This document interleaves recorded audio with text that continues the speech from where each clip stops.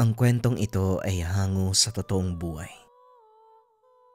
Mula ito sa isa nating kabayan na itago na lang natin sa pangalang Jonas. Nangyari ito taong 1988. Dahil sa hirap ng buhay, 12 anyos pa lang si Jonas, natutunan na ang iba't ibang pamamaraan. Sumasama sa kapitbahay na mangingisda, nagbabantay ng mga bangka, nag-aalok ng mga kagamitan na gawa sa ceramik at salakot sa mga dayuhang turista.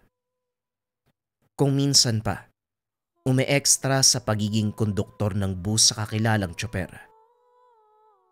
Mag-isang binubuhay ni Jonas ang bunsong kapatid at lola, parehong may diferensya. Ang bunso ay may komplikasyon sa pag-iisip. Ang lola naman, iniinda ang sakit na diabetes.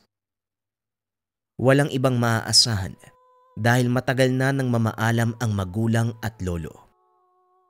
Kahit papano, nakakayanang tugunan ng binata ang pangangailangan sa araw-araw. Sa kabila ng pakikipaglaban ng patas sa buhay, may isang lihim na iniingatan ang binata.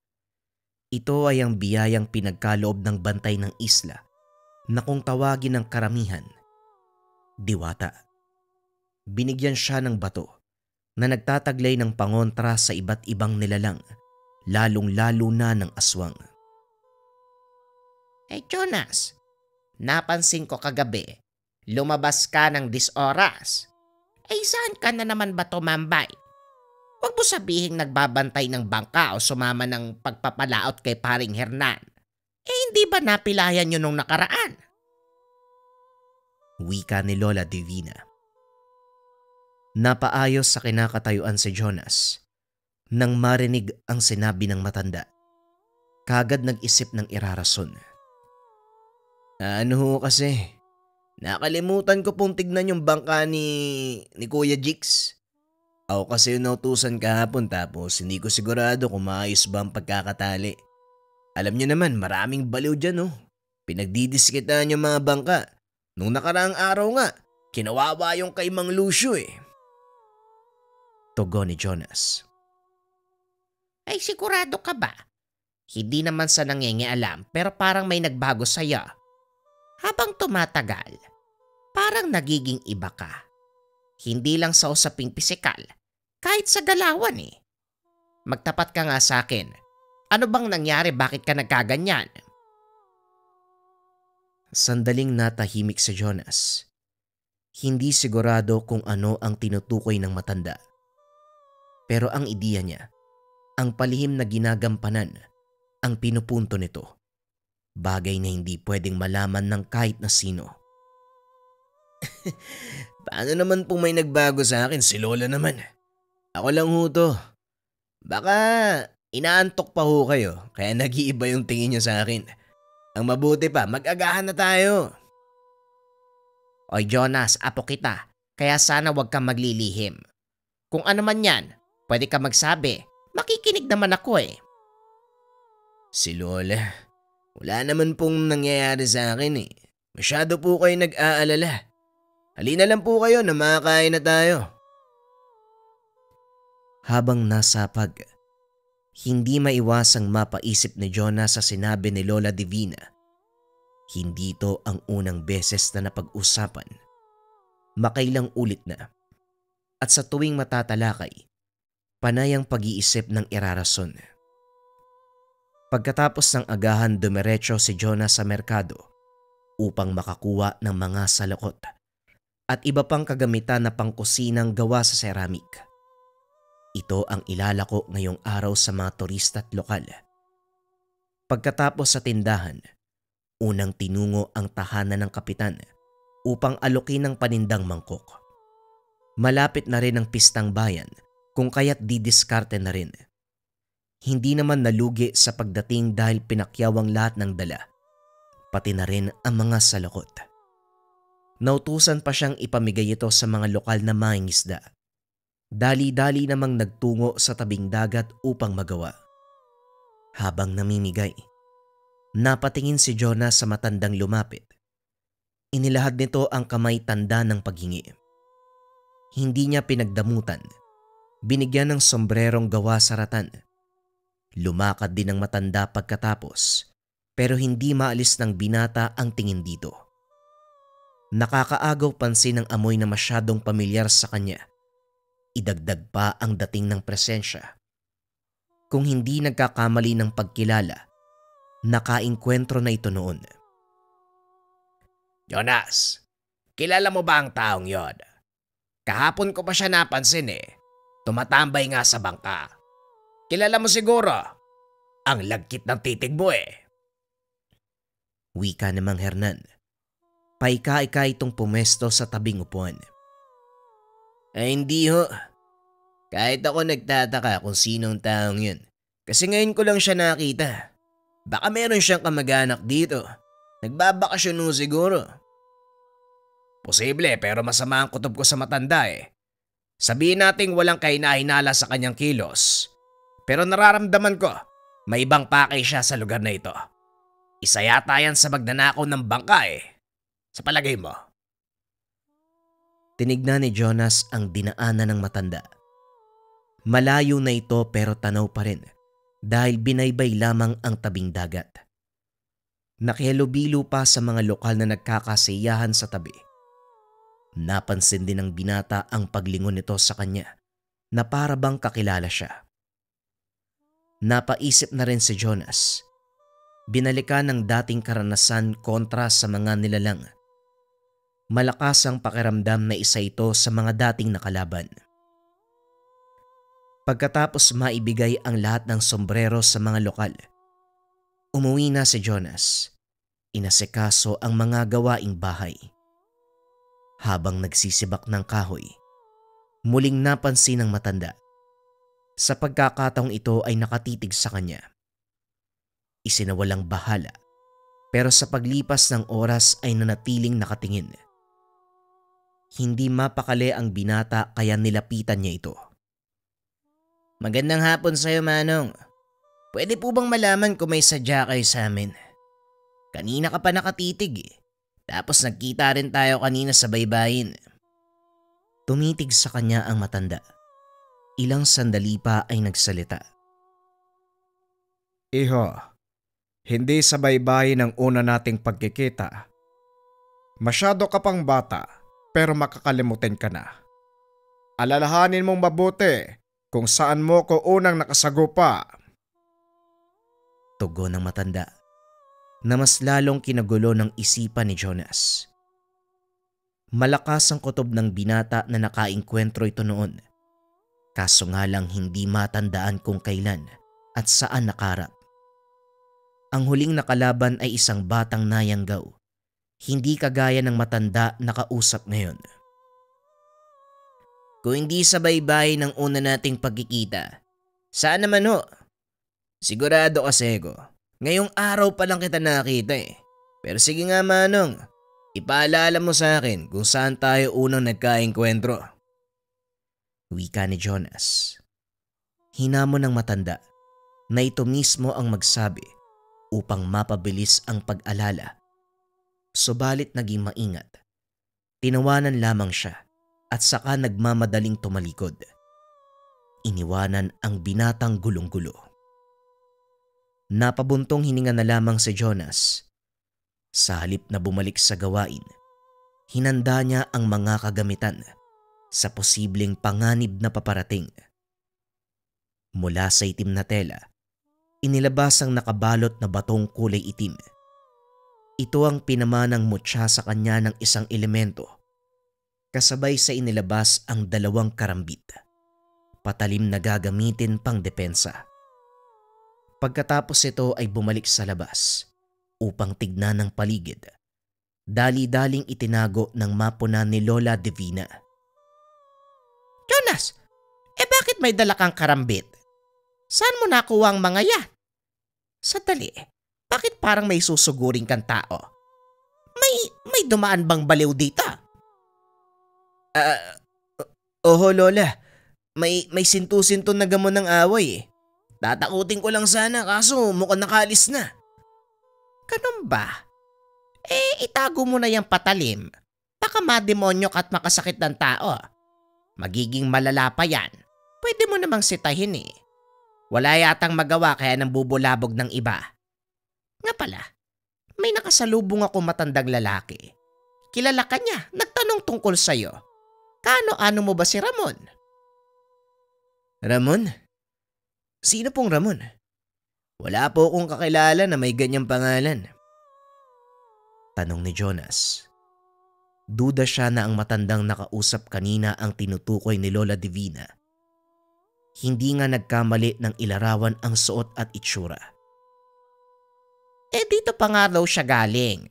Kaso hindi kayo nakapag-usap ng maayos. Yung lalaki bang mas matangkad sa akin ng kaunti? Maputi ang buhok at balbasin. Tapos nakasuot pa ng sombrero. Kulay puti ang kamiseta, nakapantalon. Kung nakapag-usap kayo, bakit ang dali mong nakalimutan? May problema ba sa'yo? Wala naman ho. Saan po ba kayo pupunta, Lola? Mamaya kung anong mangyari sa binti nyo kakalakad eh. Halina po kayo sa loob. Hugasan pa natin yung mga paa mo, baka lumala yung sugat. Palusot ni Jonas. Nakahinga ng maluwag nang hindi na mag-usisa ang lola. Pagsapit ng dilim, hindi mapakali si Jonas sa banta ng matandang nakausap. Panay ang pagsilip sa labas. Nakikiramdam sa paligid. Hindi rin mabitawan ang patalim. Nagtataka si Lola Divina nang makita siya sa ganong kalagayan. Sandali nga, parang may mali sa'yo ah. Bakit ka may dalang karambit? Ang talim pa naman yan. Kahit makasagi lang masusugatan na. Itabi mo nga yan, matulog ka na. Nagmumukha kang baliw.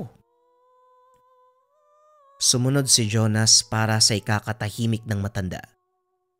Ibinalik sa lagayan ang mga patalim, pero patuloy pa rin ang pagmamanman sa paligid. Hindi nagtagal, muli niyang naramdaman ang presensya ng matanda. Ang presensya ni Ramon. Mula sa bintana, tanaw ni Jonas ang anino ng isang tao. Palipat-lipat ng pwesto sa mga naglalakiyang puno.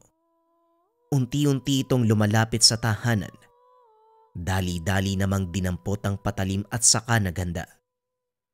Matagumpay na nakalabas ang binata habang sinasabayan ang galaw ng nilalang.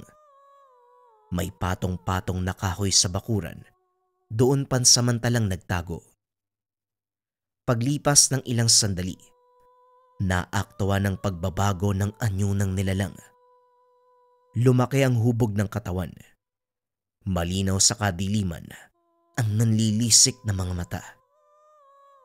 Hindi nagpakampante si Jonas dahil kilala niya ang ganitong uri ng halimaw. Ilang beses na ring nakalaban at hindi madaling talunin. Sa pagdaan ng mga sandali, unti-unting nakilala ang taglay na amoy. Ito ang tanging aswang na hindi natuluyan. Sa laki at lakas, hindi kayang sabayan kaya humantong sa puntong nakatakas. Nang akma ng lalapit ang aswang, dahan-dahan ding humakbang si Jonas para salubungin. Kaso nga lang lumabas si Lola Divina at tinawag siya. Umatras ang nilalang. Ganun na lang ang paghugot ng hininga ng binata. Napakuyom ng kamao dahil sa nasayang na pagkakataon. Jonas, gabing-gabi na, pero nandito ka pa sa labas. Ano bang nangyayari sa'yo? Nagtatago ka pre. Ay, halika nga dito sa loob. Walang imik na pumasok ng tahanan ng binata. Nang bumalik sa pagtulog ang matanda, dali-dali siyang lumabas para alamin kung nasa paligid pa ba ang nilalang. Pagkatapos masuri, bumalik na lamang sa loob ng tahanan dahil wala nang naabutan. Kinabukasan, maagang umalis si Jonas upang magtungo ng baybayin. Mag-aabang ng mga ngisdang naghahanap ng katulong sa laot. Habang nag-aantay, napansin ng binata si Ramon. Nakaupo ito sa bangka sa dulo. Lalapitan sana kaso nagmamadaling umalis. Oy Jonas, parang natakot yata yung matanda sa'yo ah. Ang bilis maglakad nang makita kang papalapit. Pero, handa ka na bang lumaot? Kayo nga ho yung dapat kong tanungin eh. Handa na po ba kayong pumalaot? May pilay pa kayo? Maayos na ako. Naigagalaw ko na yung kanang kong binti.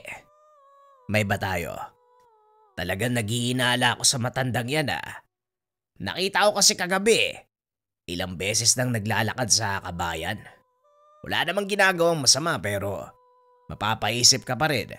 Kahit sino siguro makakita ng taong naglalakwatsa ng 10 oras ng gabi. Hindi mo ba talaga kakilala yan? Parang alam na alam niya kung sino ka Sa'yo kasi nakatingin Yun na nga rin ho eh. Inaalam ko pa kung sino yan. Ako na pong bahala sa lambat. Mauna na po kayo sa bangka. Pumalaot ang dalawa. Pero panay ang paglingon ni Jonas sa baybayin kung saan nakapwesto si Ramon. Nakatayo lang ito at nakatitig sa kanya. Si Mang Hernan na nakapansin ay hindi maiwasang magtaka sa ugnayan ng dalawa. Ulitin ko sigurado ka, hindi mo kilala yung taong yon. Kung makatingin sa'yo parang may nakaraan kayo Kapag may masamang balak sa'yo yung tao magsabi ka lang sa akin, akong bahala dyan. Wala ho yun, hayaan nyo na. Kung wala naman siyang ginagawa, hindi kailangang upakan yan. Pero kung sakaling meron, hindi ko naman nahayaan. Paglipas ng ilang oras sa laot, bumalik sila dala ang mga huli. Matapos makuha ni Jonas ang parte, umuwi muna para may pagluto ang lola't kapatid. Habang abala sa kusina, nasipat niya si Ramon. Kausap nito si Lola Divina. Lumapit siya pero lumakad na palayo ang matanda. Lola, bakit niyo kausap yung taong yun? Ano pong sinabi niya? Kung makapagtanong naman to parang masama yung loob ng tao. Nagtanong lang naman siya tungkol sa'yo. Kailan ka raw maglalako ng Bangkok? Bibili sana siya. Hindi ka ba nagtungo ng merkado kanina? Ano bang kabuhayan yung pinagkakaabalahan mo ngayong araw? Sumama ho ako sa pangingisda kay Mang Hernan. Ikaw ho Lola, bakit nasa labas ka? Dapat nagpapahinga ka lang sa loob Kapag yung sugat nyo, na-infection yan, mas malaking problema. Ako ba talagang inaalala mo, Jonas? Baka may gusto kang sabihin sa akin. Nabanggit ni Ramon na meron kang tinatangan na anting-anting. Bigay daw ng diwatang nagbabantay sa'yo. Totoo ba yan? Nagkita kayo nun? Natigilan si Jonas. Hindi malaman kung ano ang isasagot. Iniba na lamang ang usapan. Nakahinga rin ng hindi mag-usisa si Lola Divina. Sa muling pagsapit ng gabi, pagkatapos mapakain ng lola't bunsong kapatid, nagtungo ng baybayin si Jonas upang makatulong kay Mang Hernan. Binalikan nila ang iniwang lambat kanina. Bumalik din kagad nang makuha ito. Sa kalagitnaan ng pag-aayos ng mga nahuling isda sa balde, nasipat ng binata si Ramon sa unahan.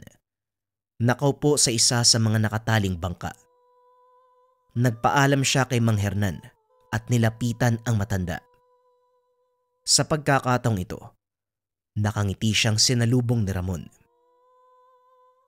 Manong, linawin niyo nga ho sa akin ang pakay niyo. Hindi yung ganyan. Palagi kayo nagpapakita kung nasaan ako. Kinausap niyo pa si Lola, tapos sinasabihan niyo ng kung ano-ano. Iho, sinabi ko lang naman ang totoo sa lola mo. Hindi ba't may tangan ka? Mula yan sa diwata. Ginagamit mo pang pampuksa. Mga kalahi kong tinutodas mo. Di diretsuhin mo ako, Manong. Ano talagang pakay mo dito? Wala naman. Gusto ko lang masaksiyan ang ganap sa buhay mo. Huwag kang mag-alala. Hindi ako nandito para manggulo. Nag-oobserba. Nananakot. Nananakot. Kaya ka ba nagpunta sa amin nung nakaraang gabi? Kung hindi lang lumabas si Lola, patay ka na sana Bakit hindi mo gawin ngayon? Total magkarap naman tayong dalawa. Tinitigan niya ng masama ang matanda. Sasagot sana kaso lang dumating si Mang Hernan. Pare, mawalang galang na ha. Pero hindi yata tama na hinahamon mo ang binata. Matanda ka kumpara sa kanya, pero ikaw tong nagsisimula ng gulo. Kung wala kang magawa sa buhay mo, huwag kang mandamay ng nananahimik. Hindi ka taga rito. Bakit hindi ka nalang bumalik sa lugar niyo? Mas hindi maganda ang tabas ng dila mo. Huwag kang mangingialam sa usapan ng iba. Hindi ka dapat nakikisali dito eh. Mamaya kung ano pa ang mangyari sa'yo. Huwag mo akong pinagbabantaan. Hindi mo ako kilala. Ang mabuti pa, umalis ka na dito bago pa magkagulo. Natawa si Mang Ramon sa sinabi ni Mang Hernan. Muli niyang kinausap si Jonas. Iho, hindi ito ang huli nating pagkikita. Gusto ko lang sabihin sa'yo na mag-ingat ka. At ikaw naman, Manong. Huwag masyadong maimbig sa pagtulog. Baka mamaya hindi ka na magising. Matapos magsalita ni Mang Ramon, umalis na sa lugar. Aba, sira ulo yun ah. Kung makabanta sa buhay, akala mo kung sino. Ano bang meron dun, Jonas? Muntik na ako hindi makapagpigil eh. Hayaan niyo lang ho, Mang Hernan. Baliw yata kaya kung ano-ano yung sinasabi. Halina ho kayo. Habang pabalik sa tahanan, kumaripas ng takbo si Jonas nang makita ang matanda na kausap ang bunsong kapatid. Tumatango lang ang bata sa kanya. Maigpit ang pagkakahawak sa braso kaya kagad binawi ng binata. Itinulak palayo si Ramon. Nung una, lola ko yung kausap mo. Tapos ngayon naman yung kapatid ko.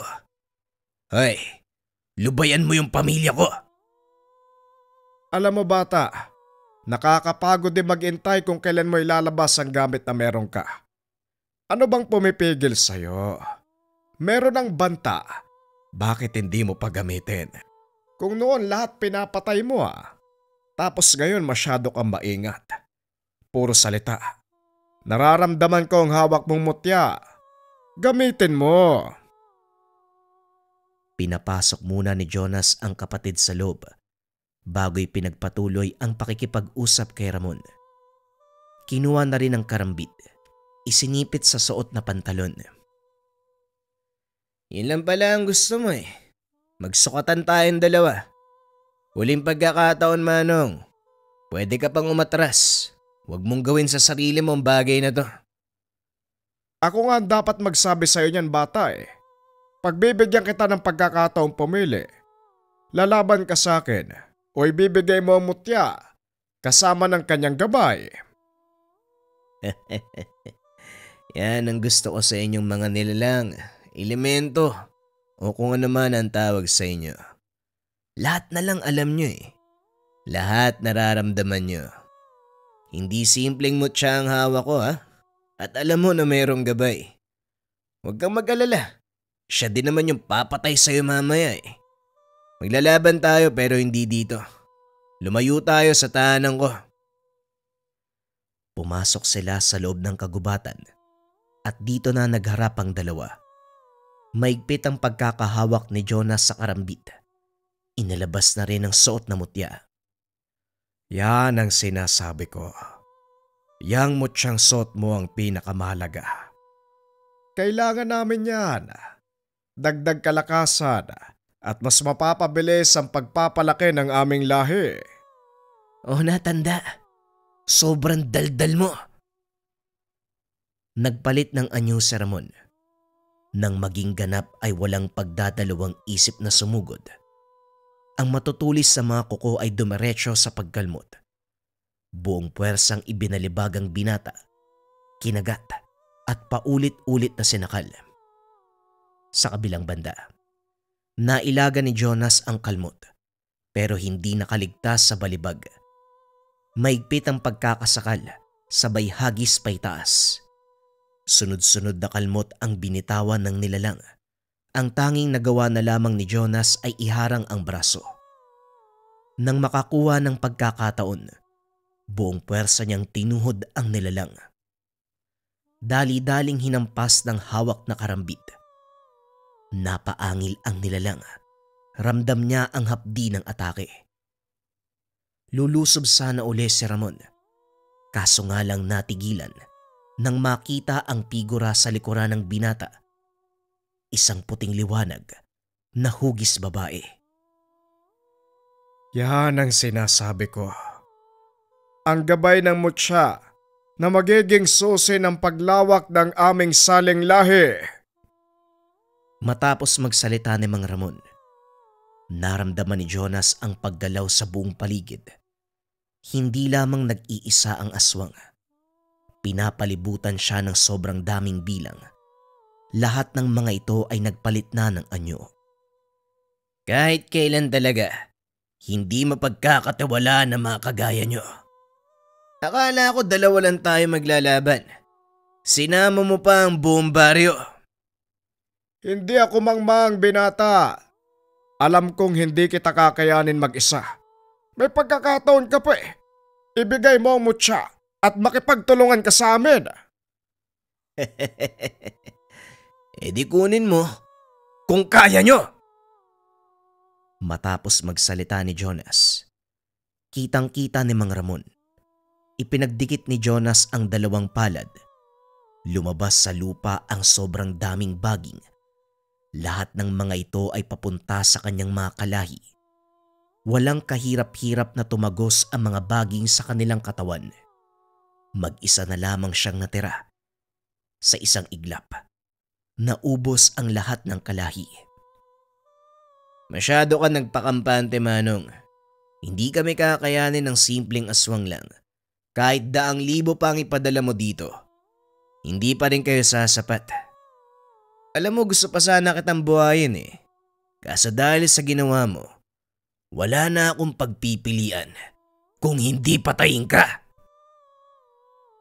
Itinaas ni Jonas ang kanyang kamay. Kasabay nito ay tinaas din ng gabay ng diwata ang kanyang kamay. Pinaluputan ng maraming baging si Mang Ramon. Buong puwersang hinila ng baging ang buong katawan ng aswang hanggang sa magpira-piraso. Isang malakas na angil na lamang ang nagawa ng matanda. Ang buong akala ni Jonas ay maayos na ang lahat. Kaso nga lang sa hindi kalayuan, nakita niya si Lola Divina. Gulat na gulat habang nakatitig sa kanya. Nagmadali siyang umalis sa lugar. Sumunod naman ang matanda. Pagdating sa tahanan ay kagad siyang kinausap. Si Jonas sa kabilang banda. Nagsimulang magpaliwanag kaso nga lang nahirapan. Hindi maalis sa isipan ni Lola Divina ang nasaksiyang pagpatay sa mga nilalang. Ganito ang naging sitwasyon ng maglola hanggang sa sumapit ang umaga. Huwag ka nang magpalusot, Apo. Nakita ko ang lahat ng yun eh.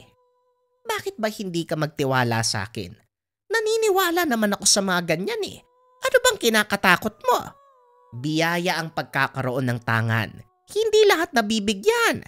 Ipagpasalamat mo yan, iho. Teka, hindi ka ba galit sa akin, Lola? Kinabahan pa naman ako. Naisip ko nga, baka palayasin mo pa ako eh. Bakit ko naman gagawin yon? Anong tingin mo sa akin sinto-sinto? Nakakatulong ka sa ibang tao.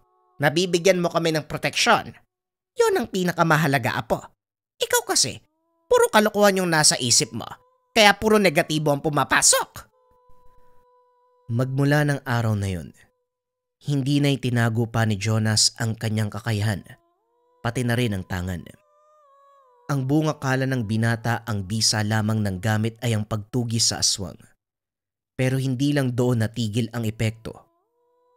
Maging ang sakit ng kanyang lola, unti-unting naghilom. Ang kapansanan ng kapatid, unti-unting bumubuti ang kalagayan. Kaya naman nang magkaroon ng pagkakataon, pumunta siya sa kagubatan kung saan ibinigay sa kanya ang tangan. Naparito ako para magpasalamat sa inyo. Ang buong akala ko para lang sa pakikipaglaban sa mga nilalang ang bisa ng mutya. Pero hindi pala doon nagtatapos. Kahit ang kalagayan ni Lola at Bunso, napabuti. Maraming salamat po sa inyo. Marami na kayong binigay na tulong sa akin eh. Mula sa walang katapusang paraan sa pagdidiskarte sa buhay, pakikipagsagupan laban sa mga aswang. Tapos ngayon yung pamilya ko naman. Maraming salamat po talaga. Wala po kayo bang may papangako kundi gamitin sa tama ang pinagkaloob yung mutya. At higit sa lahat, poproteksyonan ko ito. Kagaya ng pag-aalaga ko sa aking buhay. Isang malakas na liwanag ang lumabas mula sa puno pagkatapos niyang magsalita.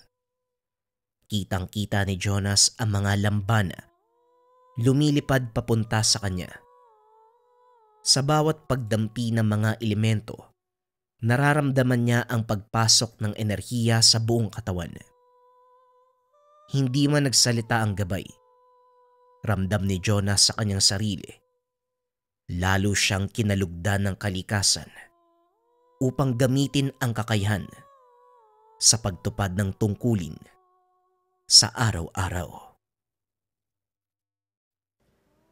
Magandang gabi mga kabayan, Happy Easter Sunday sa inyong lahat. Ang susunod nating kwento ay mula sa dati nating istorya. Ito ay tungkol sa isang nilalang na kung tawagin ay sigbin. Para sa mga nakapakinig na, pwedeng iskip ang kwento. Pero para sa mga bago nating kabayan na gustong mag-marathon, pwede niyong pakinggan ang ating istorya. At nga pala mga kabayan, nandyan din sa screen yung link kung interesado kayo sa Gabay Medalyon, pampaswerte at gabay sa career, health, love life, and finance. Kung nangangailangan kayo ng swerte at gabay sa buhay, pwede niyong subukan ang Gabay Medalyon. Nandiyan sa screen, pwedeng i-click yung picture, COD na yan, or visit niyo yung link na nasa comment section. Simulan na ang kwento. Ang kwentong ito ay hango sa totoong buhay. Mula ito sa mga kabayan natin na itago na lang natin sa pangalang John at Marie. Walang eksaktong taon. Probinsya ng Antique. Nang mga panong ito, naninirahan sa isang liblib na bayan ang mag-asawang John at Marie. Bagong kasal pa lang ang mag-asawa.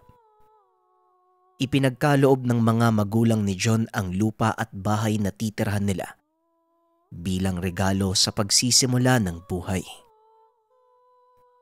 Nakontento ang dalawa sa kanilang naging buhay. May maliit na sakahan, kaunting alagang mga hayop na siyang pinagkukunan ng pang-araw-araw nilang pangangailangan. Ni minsan, hindi sila kinapos o nakaramdam ng paghihirap. Nang mga panong ito ay nagdadalang tao si Marie sa kanilang panganay na anak. Dahil dito, mag-isang nagtrabaho sa bukid ang haligi ng tahanan. Inakala ni Dion na hanggang doon na lang ang kanilang pamumuhay. Ngunit isang kaganapan ang lubusang nakapagpabago nito. Nang minsang nagtrabaho ang Ginoo sa bukid, isang lalaki na halos kasing edad niya ang lumapit upang makiinom sa dala niyang tubig. Mawalang galang na kaibigan. Kung hindi naman labis na nakakaabala, maaari ba kong makahingi ng tubig? Malayo kasi ang pinagmulan ko at wala kong nadaan ng sapa. Napaangat ng tingin si Dion. Nakita ang dala nitong tapayan. O sige, walang problema. Malapit lang naman yung bahay ko dito eh. Kaya pwede mong dalhin yung lalagyan mo ng tubig. Saan ba ang punta mo? Diyan lang sa kabilang baryo. Galing kasi ko sa kabilang ibayo. Ipagbibili ko sana tong tapayan na dala ko. Napansin ni John na tila nanghihina ito. Kaya pinili niyang anyayaan sa tahanan ang lalaki para kumain. Alam mo kaibigan, tanghaling tapat na. Sumama ka na lang sa akin sa bahay para makakain. Mukhang wala pang laman yung sigmura mo eh. Nung una ay tumatanggi pa ang lalaki. Ngunit kalaunan ay napapayag din ito ni Dion. Pagkarating sa kanilang tahanan, nagulat si Marie May kasama ang asawa. Pumasok si John sa tahanan at kinausap si Marie. Pasensya ka na mahal ha, hindi ako nakapagsabi. Nakita ko lang kasi siya sa bukid eh. Papunta daw ng bayan para ipagbili yung dala niyang tapayan. Habang nakatingin sa lalaking nakaupo sa labas ng bahay. Wala namang problema mahal, nabigla lang ako eh. Ngayon ka lang nagsama ng bisita simula nang lumipat tayo dito. Nakahanda naman na yung tanghalian eh. Sandali lang, maglalabas lang ako ng isa pang pinggan. Kagad na ding pinapasok ni John ang panauhin. Habang kumakain ay nagpakilala ito sa pangalang Andres. Naninirahan sa kabilang bundok. Medyo malayo pala talaga yung pinanggalingan mo, no? Bakit dito mo naisipang ipagbili ang dala mo? Wala bang gustong bumili dun sa inyo? Hindi naman sa ganon. Ano kasi, ang totoo, hindi ko ito ipagbibili hanggat hindi ko nakikita ang karapat-dapat na magmay-ari sa kanya. Matapos kumain ay kagad na itong nagpaalam na babalik sa kanyang baryo. Sigurado ko bang iiwan mo sa amin yan? Kasi baka mas kailangan mo ang halagang mapagbebentahan yan. Eto, may kaunti akong sobra. Sa'yo na to. Salamat kaibigan. Pero sapat na sa akin ang binigay niyong pagkain. Napakabuti mong tao. Naway pagpalain ka ng Diyos. Sige na, mauuna na ako. Malayo pang lalakarin ko eh.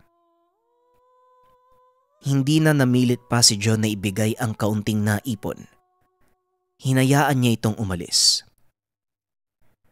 Pagsapit ng hapon pag-uwi galing sa sakahan, nakita ni John ang tapayan.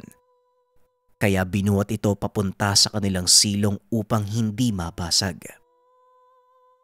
Ngunit laking pagtataka nito dahil napakabigat ng tapayan. Hindi niya lubos maisip kung paanong nadala ni Andres ang bagay na yon papunta sa kanilang baryo. Pagsapit ng dilim, habang naghahandang matulog ang mag-asawa, napansin ni Marie na tila may kung anong kumikilos sa kanilang silong. Dali-dali nitong tinawag ang asawa. Pinatignan kung ano ang may gawa ng ingay. Lumabas si John. Tinignan ng silong, ngunit wala namang kung anong naroon. Maliban sa mga manok na naglilimlim at ang tapayang iniwan ni Andres. Wala namang kung ano dito mahal eh. Matulog ka na at ako nang bahalang magsara ng mga pintuan. Ubusin ko lang tong salabat na tinimpla mo. Sige mahal, pagkatapos mo dyan umakyat ka na din ha. Maaga ka pang gigising bukas. Panandali ang naupo si John sa kanilang sala habang umiinom ng salabat. Kaso nga lang nakarinig siya ng kaluskos mula sa labas. Nung una ay hindi niya ito pinansin hanggang sa mabulabog ang mga alagang manok. Maging si Marie, napalabas ito ng kwarto dahil sa ingay. Diyan ka lang mahal. Huwag kang lalabas. Hindi maganda ang kutob ko sa ingay na yon. Kagad nitong kinuha ang itak sa likod ng pintuan at marahang lumabas ng tahanan. Naglakad ito papunta sa pinakalikod kung saan nakalagay ang kulungan ng mga manok. Nakita nitong nagkakagulo ang mga alaga, kaya naman pinili nitong kumuha ng sulo upang tignan kung ano ang dahilan. Pagbalik nito mula sa loob ng bahay, napansin niyang bukas na ang isa sa mga kulungan. Nanlaki ang mga mata ng masipat ang napakalaking sawa na nililingkis ang alagang manok. Akmang lalapitan sana ito ng binata, may kung anong humila sa buntot ng ahas. Paulit-ulit itong kinagat hanggang sa bitawan ng sawa ang manok. Nagbuno ang dalawa hanggang sa tuluyang mapatay ng nilalang ang malaking ahas. Hindi matukoy ni Dion kung anong uri ng nilalang ang umatake sa sawa. Kagad niya itong nilapitan. Nasipat ng Ginoo. Mas mahaba ang paa sa likod kaysa sa unahan. Napakalapad ng tenga nito. Nakita din ng binata ang kumikinang na bagay sa noo ng nilalang. Biglang nanayo ang balahibo ni Dion nang makilala kung anong uri ng nilalang ang pumatay sa ahas. Anak nang, paanong nagkaroon ng sigbin dito? Saan nanggaling to? Hinayaan niyang kainin ng nilalang ang ahas. Matapos ay kusa itong naglakad palayo.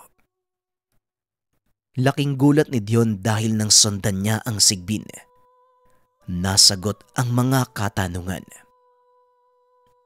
Pumasok ang nilalang sa tapayang iniwan ni Andres. Dito naunawaan ni Dion kung anong uri ng tao ang panauhin. Nilihim niya sa asawa ang nakita dahil paniguradong mag-aalala ito at maaaring ikasama ng pagdadalang tao. Kinabukasan madaling araw pa lang ay bumangon na si Dion upang tignan ang mga alagang hayop. Kinuha din ito ang kalabaw sa pinagtatalian para dalhin sa damuhan. Napadaan ang Ginoo sa ilalim ng silong. Nakita ang tapayan. Marami itong lumapit. Tinanggal ang takip. Napangiti si John nang makitang mahimbing na natutulog ang sigbin. Kaya naman hinayaan niya ang nilalang na matulog. Pagsapit ng tanghali ay umuwi ang binata. Pagpasok nito sa tahanan, tumambad sa kanya ang isang kulay puting pusa. May itim na tuldok sa noo. Nakahugis ng diamante. Nakaiga ito sa sahig habang mahimbing na natutulog. "O mahal, nandito ka na pala. Tamang-tama, luto na yung laswa. Halika na nang makakain ka at makapagpahinga bago bumalik sa trabaho." Sige mahal pero sandali lang. Wala naman tayong alagang pusa, di ba? Saan ang galing to? Si Puti. Hindi ko alam eh. Pumasok na lang bigla sa bahay. Parang nanghingi ng pagkain kaya binigyan ko na lang. Kawawa naman eh. Napangiti si John sa tugon ng asawa. Natural itong malapit sa hayop kahit nung hindi pa sila ikinakasal. Nako, huwag kang magpapakalmot dyan ha. Hindi natin alam kung saan galing yan, mahal. Ngunit alam din ito sa sarili na kahit anong gawin niyang pagtutol, paulit-ulit lang na magmamakaawa ang asawa para ampunin ito. Hindi mahal, mabait si Puti. Sige na, hayaan mo na akong ampunin siya.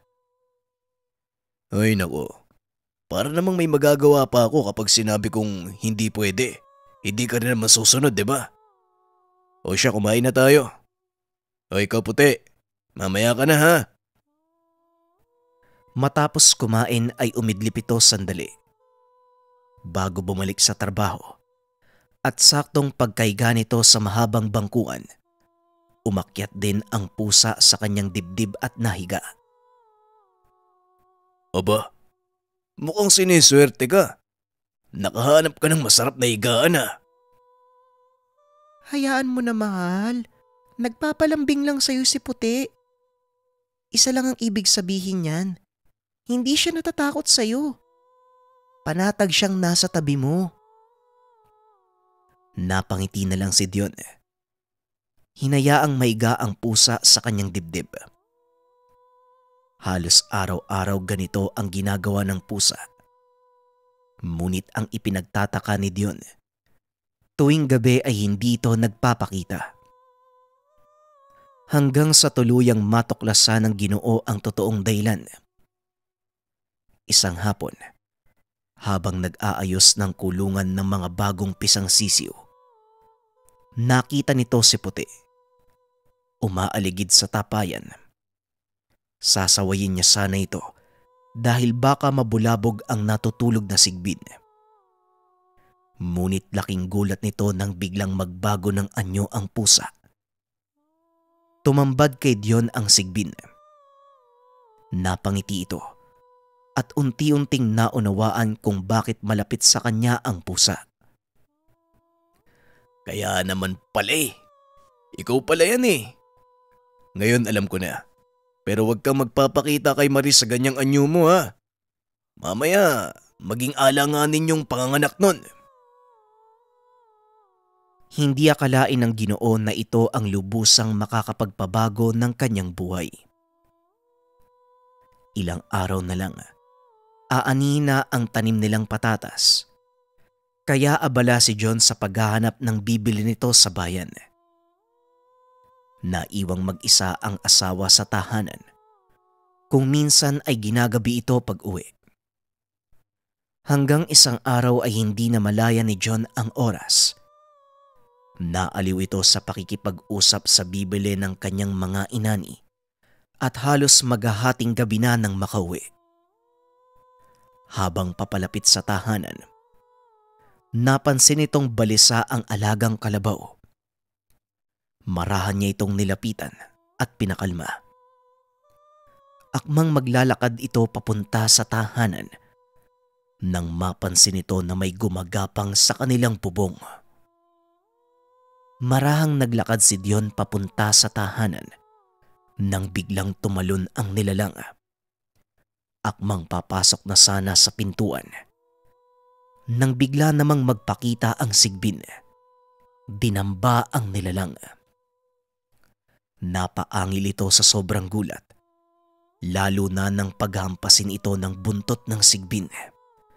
Hindi na nagawa pang lumaban ng nilalang. Dali-dali itong tumakbo papasok ng tubuhan. Hinabol ito ng Sigbin, ngunit hindi na nagawang abutan. Dali-daling pumasok si John sa tahanan. Nakahinga ng maluwag si John nang makitang natutulog ng baimbing ang asawa. Lumabas siya ng tahanan. Inantay ang pagbabalik ng Sigbin. Kaso nga lang lumipas na ang ilang oras. Hindi pa nakakabalik ang nilalang. Nagsimulang mag-alala si John, kaya sinubukan niya itong hanapin. Bitbit ang sulo. Nilibot nito ang paligid. Kaso nga lang walang bakas ng nilalang. Nagpa siyang umuwi si John. Pagdating sa tahanan, napansin nitong kumikilos ang tapayan. Kaya dali-dali niya itong nilapitan upang tignan. Saka pa lamang napanatag ang kalooban nang makita ang Sigbin na dinidilaan ang sariling buntot. Ang buong akala ko na paano ka na eh. Maraming salamat sa pagbabantay sa asawa ko ha. Sige na, magpahinga ka na. Bukas na bukas, may regalo ka sa akin. Kagad na itong pumasok ng tahanan. Habang nakahiga sa tabi ng asawa, iniisip nito kung ano ang maaaring ibigay sa alaga. Walang kaalam-alam ang Ginoo sa mga ganitong bagay. Kaya nagtanong ito sa ilang kakilala sa pagbabaka sakaling may nalalaman sila tungkol sa alaga. Kinabukasan maaga itong nagpunta sa bayan upang ipagbili ang mga aning patatas. Matapos magtinda, tumuloy ito sa kakilalang manggagamot. Hindi sigurado si John kung mapagkakatiwalaan nito, pero kailangan niyang subukan. Naghahanap ng paraan ng Ginoo kung paano niyang sasabihin ang tungkol sa alaga. Kailangan hindi siya mapaghinalaan. Pagkarating sa tahanan ng manggagamot, napansin ni John na napakaraming tao sa lugar. Kaya naman naisipan niyang umuwi na lamang at bumalik na lang maya-maya. Akmang aalis na sana ang Ginoo nang biglang marinig ang usapan ng dalawang kalalakian. Pinag-uusapan ng mga ito ang tungkol sa Sigbin. Hindi kilala ni John ang mga ito. Ngunit nagbabakasakali siya na may makuwang impormasyon tungkol sa alagang nilalang. Alam mo pre, nanaginip ako eh. May nakatirang sigbin sa bahay namin. Tapos yumaman daw ako. Ay naku, ay sige lang, managinip ka lang. Dahil hanggang panaginip lang yan. Hindi naman totoo yung mga Sigbin na yan eh. Alam mo, naitanong ko na kay Mang Kulas ang tungkol doon. Totoo daw sila. Kaya nga bumalik ako dito dahil gusto kong malaman kung anong pwede kong ipakain sa kanila kung sakaling magkaroon ako ng alaga. Patuloy na nakinig si Dion. Hanggang sa mabanggit nito na ang kinakain ng mga Sigbin ay ang bagong hangong uling. Napangiti ang Ginoo at dali-daling umuwi. Tamang-tama. Nagahango ng uling ang isa sa malapit nitong kakilala. Dinaanan ito ni Dion upang bumili ng isang sako at kaagad dinala sa tahanan. Pagdating sa bahay ay nagtaka ang asawa dahil wala naman silang kalang ulingan. Dion mahal, bakit ka naman bumili ng uling? Wala naman tayong ulingan dito sa bahay. Ano kasi mahal eh. Bala ko sanang bumili ng kalang ulingan. Yun, inuna ko lang tong uling. Ay nako, puro ka talaga kalokohan. Bilisan mo't maligo ka na. Puro ka pa uling sa mukha mo. Pagkatapos mong maligo, kakain tayo ng tanghalian. Dali-daling pumunta sa silong ang Ginoo. Inilapag ang uling sa tabi ng tapayan. Kaibigan, pagpasensya mo na tong regalo ko sa'yo ah. Ngayon ko lang naibigay kasi hindi ko alam na… Uling? Uling ang kinakain ng mga Sigbin? Biglang napatayo si Dion nang marinig ang boses ng asawa. Hindi nito akalaing alam ni Marie ang tungkol sa alaga. Mahal, alam mo yung tungkol sa Sigbin? Oo naman. Alam ko na simula pa nang dumating si Puti sa bahay. Sino namang hindi magtataka?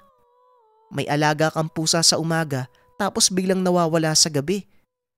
Kinabukasan, makikita mo na lang na lumalabas sa tapayan. Huwag kang maingay. Mamaya may makarinig sa atin eh. Teka, nasan si Puti? Habang hinahanap ang alagang pusa ng asawa. Nandun sa kwarto, sa magiging kuna ng anak mo. Gusto niyang mahiga doon kapag wala ka eh. Pumasok sa kwarto ang Ginoo. Nakitang mahimbing na natutulog ang pusa. Hinimas nito ang katawan ng alaga. Ang daya niyo ha. Magkakilala pala kayo ng asawa ko. Hindi ka man lang nagsasalita. Pero salamat ha. Maraming salamat sa pagbabantay sa amin. Napangiti si Marie dahil sa biglaang pagbabago ng ugali ng asawa. Kung noon ay ayaw nito sa mga pusa dahil palaging pinapatay at kinakain ng mga ito ang mga alaga niyang sisiw. Ngunit ngayon, halos hindi sila mapaghiwalay ng alaga. Bakit bigla mong nagustuhan si Puti?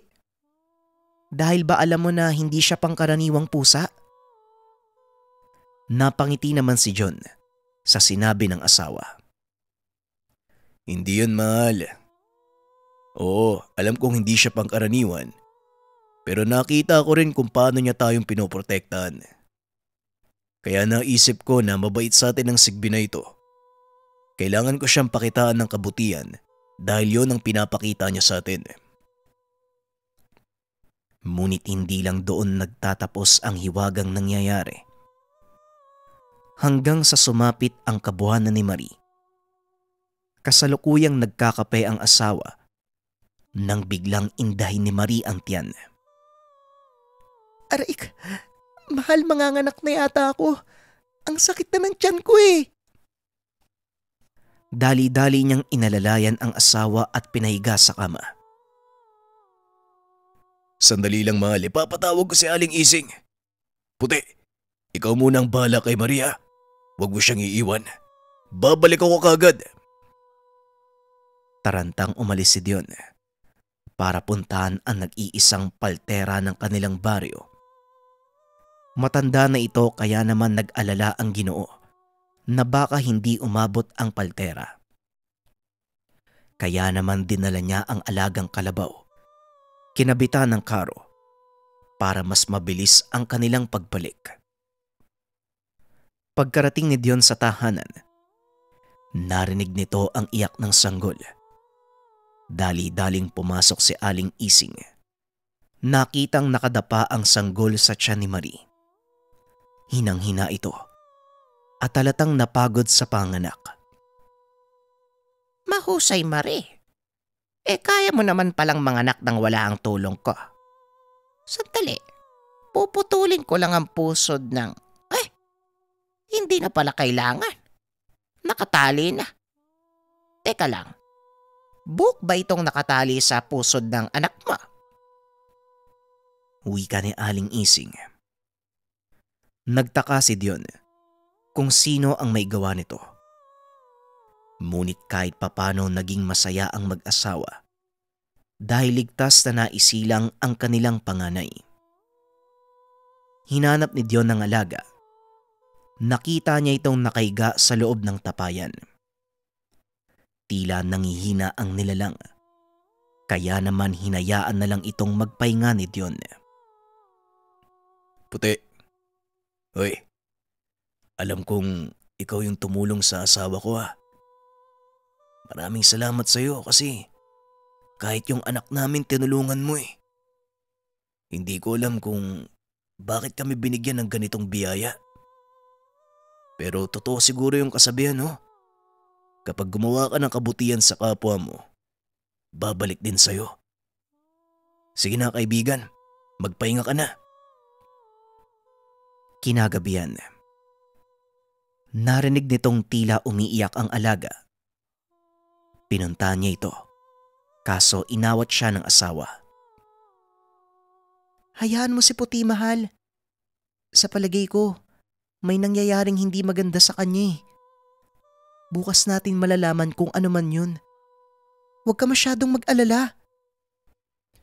Napangiti naman si John dahil alam niyang mas kilala ng asawa ang kanilang alaga dahil ito ang madalas niyang kasama. Pero ang ipinagtataka ng Ginoo kung ano ang ibig sabihin ng may bahay. Kinabukasan, maagang nagising si John para pumunta sa bukid. Kailangan kasi nitong mag-araro para mataniman muli ang bakanting lupa. Nagtitimpla ng kape si John nang mapansing papasok ng tahanan ang alagang si Puti. Nanlaki ang mga mata nito dahil may nakasunod na kuting. Marie, kailan pa nagkaanak si Puti? May kasamang kuting tong alaga mo. Dali-dali namang lumabas ng kwarto si Marie. Nagulat nang makita ang kuting. Puting-puti ang kulay. Kaso nga lang ang kulay mata ay asul. Ngayon ko lang din nakita yung kuting na yan. Mukhang ito na yung sinasabi ko sa'yo, mahal. Nagkaanak na ang alaga nating Sigbin. Tuwang-tuwa ang mag-asawa dahil sa nangyari. Ngunit lingid sa kaalaman ng dalawa na may mas maganda pang idudulot ang Sigbin sa kanilang buhay. Ilang buwan ang nakalipas. Patuloy pa ding nagsisikap si Dion para mairaos ang kanilang pangangailangan hanggang sa hindi inaasahang magkasakit ang kanilang anak. Bagaman may naipon, hindi pa rin mawala sa kanila ang mag-alala. Naupo lamang si John sa sala habang kinakausap ang dalawang pusa. Naku puti, nag-aalala ako sa anak namin eh. Hindi ko alam kung anong gagawin ko. Unang beses ko kasing maging tatay. Biglang bumaba sa upuan ng kuting. Pumasok sa kwarto ng mag-asawa. Tumabi sa sanggol habang ikinikiskis ang kanyang buntot sa binti ng bata. Hinayaan lang ito ng mag-asawa. Ilang minuto lang ang nakalipas ay biglang bumaba ang lagnat nito. Mahal, parang bumaba na yung lagnat ng anak mo. Hindi ko alam kung anong nangyayari. Bakit ganito? Napagtanto ni Dion. Kagagawan ito ng mga sigbin. Ang biglaang paggaling ng anak nila. Mukhang alam ko na kung sino ang may gawa. Nagpapasalamat ako sa kanila. Inakala ng mag-asawa na yun na ang pinakamalaking himala na mangyayari sa kanila. Ngunit isang araw, naisipan ng Ginoo na linisin ang silong ng kanilang bahay. Akmang iuusog sana nito ang tapayan ng mga alaga nang mapansing sobrang bigat nito. Bakit naman ganto? Bigla naman bumigat tong tapayan nyo puti. Ano bang pinaglalagay nyo dito? Habang marahang inuusog ang tapayan, hindi sinasadyang natumba ang malaking banga. Tumambad sa binata ang maliliit na butil ng ginto. Sa tansya ni Dion, umabot sa 5 kilo ang kabuang bigat nito. Hindi magkamayaw ang Ginoo sa pagtipon ng nagkalat na ginto na halos kasing laki ng dulo ng kanyang kalingkingan. Matapos ilagay ang mga ginto sa isang sisidlan, dali-dali itong pumasok sa kanilang silid upang ipakita sa asawa ang natagpuan sa tapayan ng mga alaga. Sus Mariosep Dion, napakaraming ginto nito. Saan ang galing ang mga yan? Sa tapayan ng mga alaga natin. Sa wakas mahal, makakaahon na tayo sa kahirapan. Ngunit pinaalalahanan ito ni Marie na hindi dapat malaman ng karamihan ang kanilang sekreto. Ito nga ang ginawa ng dalawa. Paunti-unti ay pinagawa nila ang kanilang tahanan.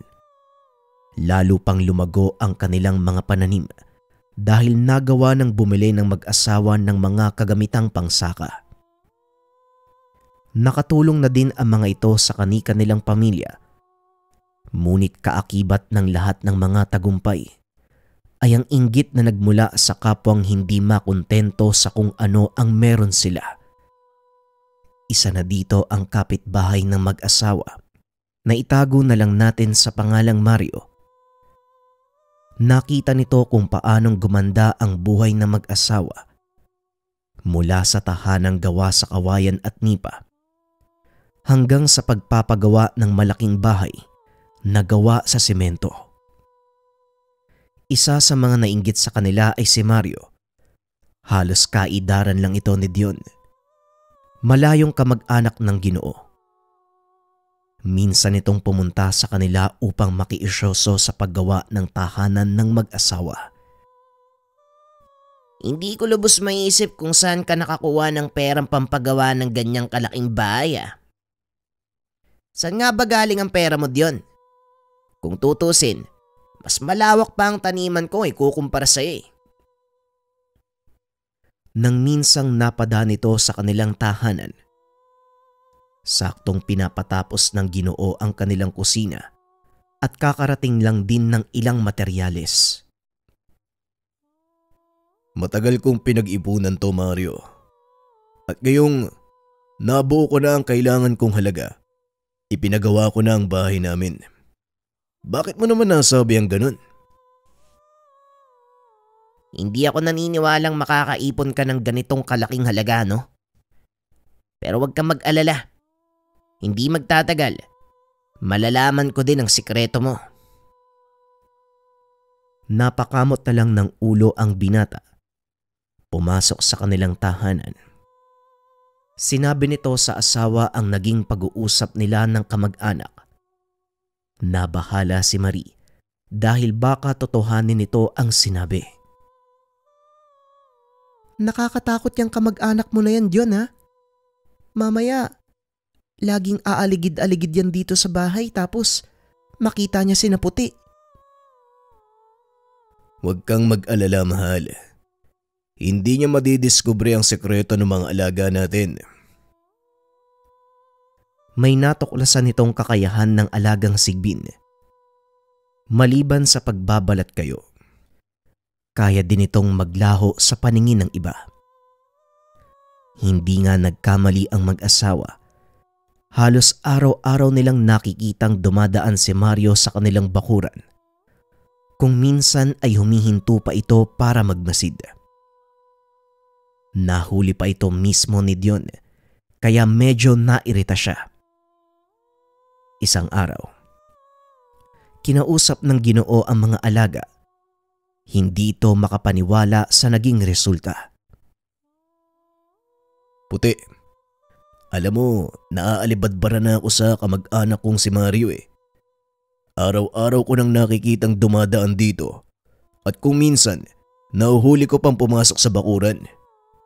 Meron ka bang pwedeng gawin sa kanya? Habang hinihimas ang likod ng alagang pusa. Kinagabihan ay muli na namang napadaan si Mario. Kagaya ng nakagawian, dahan-dahan itong binuksan ng kural at pasimpleng naglakad papasok sa bakuran nila Dion. Laking gulat ng mag-asawa nang biglang lumabas mula sa silong ng bahay ang dalawang malalaking aso. Dali-daling tumakbo ang mga ito at dinamba si Mario. Hindi na nagawa pang tumakbo dahil kaagad siyang nadaganan ng isa sa mga aso. Lumabas ng tahanan si Dion. May dalang itak at pinuntahan ang kamag-anak. Walang iya ka. Talagang pinahabol mo pa ako sa aso nyo. Isusumbong kita sa barangay. Humanda ka! Habang patuloy na pinipigilan ang nguso ng isa sa mga asong nakadagan sa kanya. Mario, ikaw ang pumasok sa pamamahay ko. At talagang ikaw pa ang may lakas ng loob na magreklamo. Kung tutusin, pwede na kitang saktan. Nasa loob ka ng bakuran ko. Ano sa palagay mo ang iisipin ng taga-barangay kung sakaling magsumbong ka? Pinahabol kita sa aso dahil pumasok ka ng walang pahintulot sa bakuran ko. Mag-isip ka muna bago ka gumawa ng desisyon. Hindi na nakapagsalita si Mario, kaya dali-daling kumuha ng tali ang Ginoo. Iginapos ang kamay at paa nito. Walang iya ka. Anong gagawin mo sa akin? Bakit mo ko tinatali? Iginapos ito ng Ginoo sa isang puno at kaagad nagpunta sa bayan. Humingi ng tulong sa otoridad. Kaagad hinuli ng mga ito si Mario sa salang pangloloob. Mabuti naman at ikaw na ang nakahulid yon. Matagal na naming minamanmanan tong kamag-anak mo na yan eh. May ilan din nagsasabi sa kanya sa presinto, may mga nagre-reklamo. Hindi lang makakuha ng sapat na ebidensya. Buti, ikaw na ang gumawa ng paraan. Ganun po ba, sir? Oo nga po, tama kayo. Mabuti po kung ganun. Kaysa makapanakit pa to ng tao. Salamat pala sa pagpunta nyo ha. Kayo na pong bahala sa kanya. Kaagad na ding dinala ng mga pulis si Mario sa presinto. Ngunit bago pa man ito makaalis, muli siyang nagbanta kay Dion. Humanda ka sa akin. Sa oras na makalaya ako, pagsisisihan mo ang lahat ng nangyari. Napangiti na lang si Dion dahil alam niya na wala itong magagawa. Ngunit kinabukasan, pumunta sa tahanan ng mag-asawa ang ama ni Mario na itago na lang natin sa pangalang Mang Delio. Abat talagang napakayabang mong bata ka. Ipinakulong mo ang anak ko. Ang kapal ng mukha mo. Sino ka ba sa akala mo, ha? Habang binubunot ang kanyang itak. Kasalukuyang nagkakape sa bakuran ang mag-asawa habang kalong-kalong ni Marie ang kanilang anak. Tio Delio, mukhang maaga pa lang ang init na ng ulo mo ah. At saka baka nakakalimutan mong nasa loob ka ng bakuran ko. Wala ka sa lugar para bumunot ng itak dito. O baka gusto mong matulad din sa pamangkin mong anak. Habang pilit na pinapakalma ang dalawang malalaking asong nakaupo sa tabi niya. Napalunok ng laway ang matanda at muling ibinalik ang itak sa sisidlan. Ayos ka din ano? Yumaman ka lag. Akala mo kung sino ka. Wala nang pakialam sa mga tao sa paligid mo. At nagawa mo pang ipakulong ang sarili mong kamag-anak. At dito nagpantig ang tenga ni Dion. Hinarap nito si Mang Delio at muling nagsalita. Si Mario po ang pumasok sa bakuran ko nang walang pasabi. Nakasara nga po tong kural ko. Sa tingin nyo, anong motibo ng magaling nyong anak? At anong iisipin ko? This oras na ng gabi, pumasok siya sa bakuran ng may bakuran. Kahit kayo mismo, magtataka kapag merong pumasok sa tahanan nyo ng ganun. Tugon ni Dion habang papalapit si Mang Delio. At sa pagkakataong iyon, tumayo ang dalawang aso sa tabi ng Ginoo. Makakarating sa mga magulang mo ang nangyari. At sisiguraduhin ko pagbabayaran mo ang ginawa mo. Bago tuluyang umalis. Ugali ba talaga ng mga kamag-anak mong pumasok sa bakuran ng may bakuran? Nakakatakot ang mga yan, Dion. Baka mapano kami ng anak mo. Huwag kang mag-alala, mahal. Hindi tayo papabayaan ng mga kaibigan natin. Hindi nagtagal ay kumalat nga ang nangyari kay Mario. Siniraan ni Mang Delio ang mag-asawa sa mga kababaryo. Ngunit wala ni isa sa mga ito ang naniwala sa matanda. Kilala ng mga tao ang reputasyon ng pamilya ni Mario at alam din ng mga ito na mabuting tao ang mag-asawa. Nakarating din sa mga magulang ni Dion ang nangyari. Pero sa halip na pagalitan, natawa lang ang mga ito sa ginawa ng mag-asawa. Sa paglipas pa ng mga taon, lalo lang gumanda ang buhay nila Dion. Nagawa ding makabili ng binata ng lupaing pinagtaniman ng saging. Kalaunan, naging taga-angkat ng mga gulay ang mag-asawa na dinadala naman sa syudad. Sa kabila ng karangyaan, hindi nakalimutan ng mga ito ang lumingon sa pinanggalingan. Ilan sa mga kamag-anak ang kanilang natulungang umangatang buhay. Inakala ng mga ito na wala nang manggugulo pa. Ngunit sa hindi inaasahang pagkakataon, isang kaganapan ang kamuntikang maglagay sa kanila sa peligro. Nang mga sandaling ito, nag-angkat ng gulay si Dion.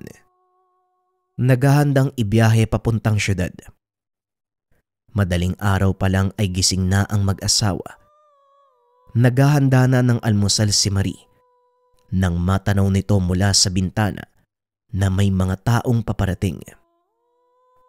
Marahang naglalakad ang mga ito papunta sa sasakyan at tila may kung anong inilagay dito. Lalabas na sana si Dion para paandarin ang sasakyan nang bigla itong harangin ng alaga. Puti, mamaya na tayo maglaro. Kailangan ko magdala ng mga gulay sa bayan. Kagad namang pinunta ni Marie ang asawa. Sinabi ang mga nakita. Mahal, huwag ka munang lumabas ng bahay. May nakita kasi ko kanina mga taong umaaligid sa sasakyan mo. Sa palagay ko nandyan pa din sila. Baka kung anong gawin sa'yo Pasimpleng sumilip si Dion sa bintana. Nakita ang dalawang figura ng mga taong nakatago sa likod ng sasakyan. Tinignan nito ang dalawang alaga na nooy nag-aantay lang ng utos ng Ginoo. Puti, kayo na ng anak mo ang bahala. Mag-iingat kayo, kaibigan. Kagad lumabas ang dalawang nilalang. Laking gulat ni Dion. Biglang naglaho sa kanyang paningin ang dalawang alaga. Nag-antay si John sa susunod na mangyayari. Ilang minuto lang ay narinig nitong nagsisigawan ang mga taong nagtatago sa likod ng truck. Lumabas ang isa at nagmamakaawa. Ngunit ilang sandali lang ay nangisay ito na tila ba kinukuryente. Maya-maya ay lumantad ang isa pa na parang may kung anong nakasabit sa likod. Pilit niya itong tinatanggal hanggang sa tuluyang matumba at mawalan ng malay. Nang masiguradong wala ng panganib, saka naman lumabas ng tahanan si Dion. Napagtanto nito na wala ng buhay ang mga kalalakian. Dali-daling pumasok ng tahanan ang Ginoo. Sinabi sa asawa ang nangyari. Siguro, kailangan na nating tumawag ng pulis. Mabuti nga, mahal. Hindi ko din alam ang gagawin sa mga ito. Baka makulong tayo. Habang nag-uusap ang dalawa, bigla namang dumating ang ama ni Dion na si Mang Fermin. Nakita ko ang lahat. Pumasok ang mga taong yan sa bakuran mo. Pwede mong sabihin sa mga pulis na nagnakaw sila. Dali-dali namang pumunta ng bayan si Dion. Inulat sa kapulisan ang nangyari.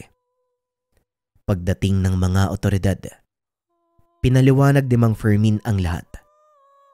Naabsuelto sa salang pagpatay si Dion.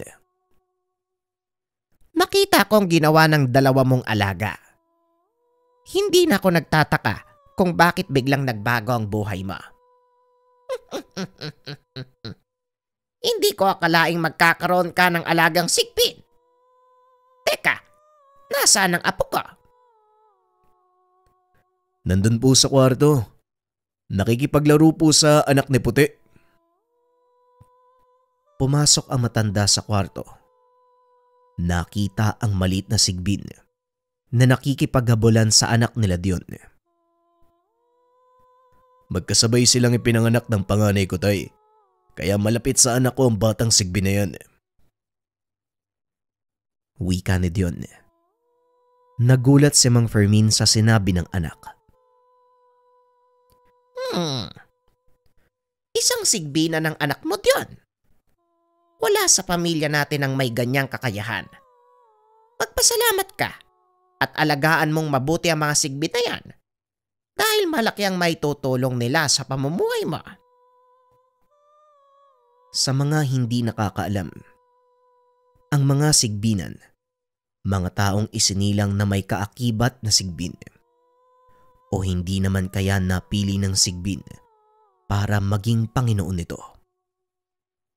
Sinasabi din na ang mga sigbinan may kakayahang manggamot o manakit gamit ang kanilang mga alaga. Depende sa lakas ng sigbinan kung minsan ay nagiging unlaon pa ang mga alaga nito. Ang mga unlaon, pinakamataas na uri ng sigbin. Kadalasan sila ang namumuno sa isang kawan o hindi kaya naman nagahari sa isang teritoryo.